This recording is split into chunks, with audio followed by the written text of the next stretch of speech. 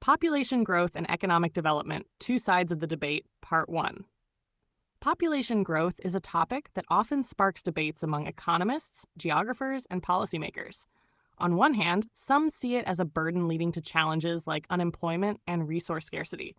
On the other hand, there are economists who believe population growth is a catalyst for economic development, enabling societies to thrive. In this part, we'll explore the second view, that population growth drives economic progress, and how geography literature supports this argument. 1. Population growth as an indicator of economic development. Some economists argue that population growth is not just a natural phenomenon, but also a sign of economic development. When a country's population increases, especially due to lower death rates and higher life expectancy, it often means that its healthcare, sanitation, and living standards have improved. Why does this matter? A growing population typically reflects societal progress. It indicates advancements in medicine, a robust economy, and better living conditions, which allow people to live longer and healthier lives. For example, countries like Japan and South Korea experienced rapid population growth during their industrialization phases. This population boom aligned with periods of economic prosperity as these countries developed stronger industries, better infrastructure, and higher incomes. 2. Expanding market systems and financial mobility. Population growth naturally leads to an expansion of markets because more people create higher demand for goods and services. When there is a larger population, businesses have more customers to sell their products to. Governments and private sectors have reasons to invest in infrastructure like schools, roads, hospitals, and housing. A growing labor force is available, which helps industries expand and boosts production. According to geographer E.R. Black, population growth plays a crucial role in creating better market systems. He suggests that a larger population increases financial mobility and opens up economic opportunities. For instance, more people spending money on goods and services leads to thriving businesses, which in turn increases tax revenues and government spending on public services. Take India as an example. With one of the largest populations in the world, India has a huge market for consumer goods, digital technology, and manufacturing. Its population has created job opportunities across multiple sectors and attracted foreign investment, boosting the country's financial mobility. Ensuring the production and consumption of resources. Economists supporting population growth argue that a growing population ensures the production and consumption of resources, which are essential drivers of economic development. Here's how this works. 1. Production. A larger population means a larger labor force. This workforce can produce more goods, develop new technologies, and support industries. 2. Consumption. At the same time, a bigger population also means there is more demand for those goods, ensuring that industries continue to grow and flourish. For example, during the Industrial Revolution in Europe, population growth helped fuel economic expansion. Factories relied on workers to produce goods, and markets filled with people ready to buy those goods. Without a sufficient population, the rapid industrialization we associate with that era might not have been possible, linking population and economic development. The above points suggest that population growth isn't merely a matter of numbers. It is a dynamic force that fosters innovation and drives economies. It can lead to better planning, the efficient use of resources, and stronger market systems. As a result, many economists and geographers emphasize that population and economic development are closely related. They also acknowledge, however, that population growth requires good management. A growing population must be paired with sound policies and careful planning to avoid challenges like unemployment, resource depletion, and poverty. Population, if managed effectively, can serve as a powerful tool for economic growth and development. Stay tuned for Part 2, where we'll delve into questions like when population geography emerged as a subject, major contributions of geographers like G.T. Trewartha, and key historical milestones that shaped the study of population and its impact on economic progress. Population geography and historical milestones, Part 2. Population geography as a field of study delves into how human populations are distributed, structured, and change over time. It links population patterns with geographical, social, and economic aspects of regions.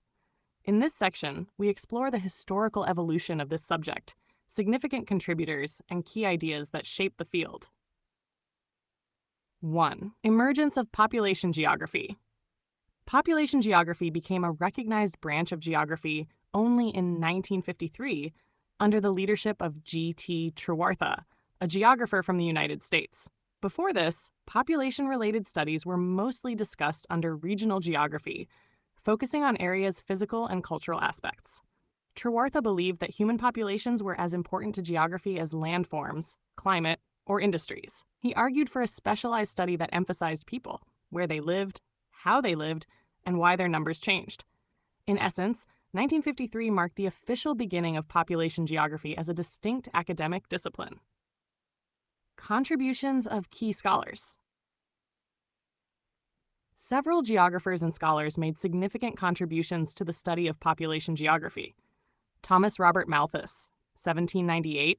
Although his work predates population geography as an academic field, Malthus's ideas on population growth remain influential.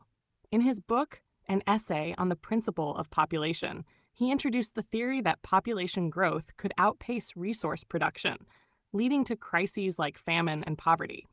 His ideas sparked global debates on the sustainability of population growth. W. Zielinski, known for writing a prologue to population geography, he helped define the subject's scope and its connection to human-environment interaction. His work provided a foundation for studying migration, urbanization, and spatial population dynamics. John I. Clarke, a British geographer, Clarke categorized population geography into 4 essential areas. 1. The study of population size and structure, including birth and death rates. 2. External, social, and economic factors, such as age, language, and economic activities. 3. Population changes over time through birth, death, and migration. 4. Policies addressing population growth, challenges, and possible solutions. These categorizations offered a roadmap for studying populations more systematically. E.R. Black. He emphasized that population growth creates markets and financial opportunities, advocating for its role in economic development. 3. Historical development and influential ideas. 1798. Malthus's theory. Malthus's publication in 1798 created widespread discussions, not just in geography, but also in economics and sociology.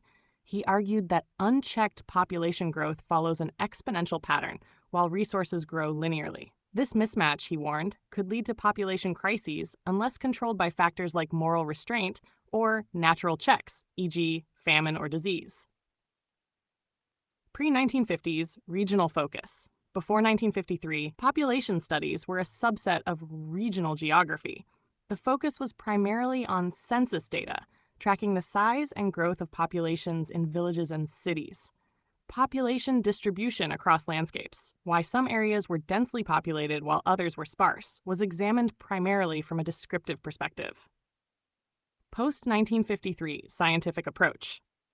After Trewartha's efforts, population geography began integrating analytical methods. Scholars emphasized migration patterns, population density, and age-gender composition, linking these to regional resources, climates, and economies. The subject expanded to include models and theories to predict population behavior, such as migration flows and urbanization trends. 4. Integration with economic development. Population geography doesn't exist in isolation. It plays a significant role in understanding economic processes. A growing population boosts labor forces and expands markets. Urban population studies inform industrial and infrastructure planning. Migration patterns help governments allocate resources effectively. Geographers highlight the dual role of population growth. While it fuels economic opportunities, it also demands careful planning to avoid resource depletion and unemployment crises. Conclusion. The recognition of population geography as a field in 1953 revolutionized the study of humans and their interaction with space. Key contributors like G.T. Trewartha, W. Zielinski, and John I. Clarke helped define its scope and connect population patterns to broader economic and environmental frameworks. Population geography continues to be dynamic, offering insights into migration, urbanization, resource allocation, and sustainable development. It remains essential for policymakers, economists, and geographers seeking to balance population growth with resource management and social progress.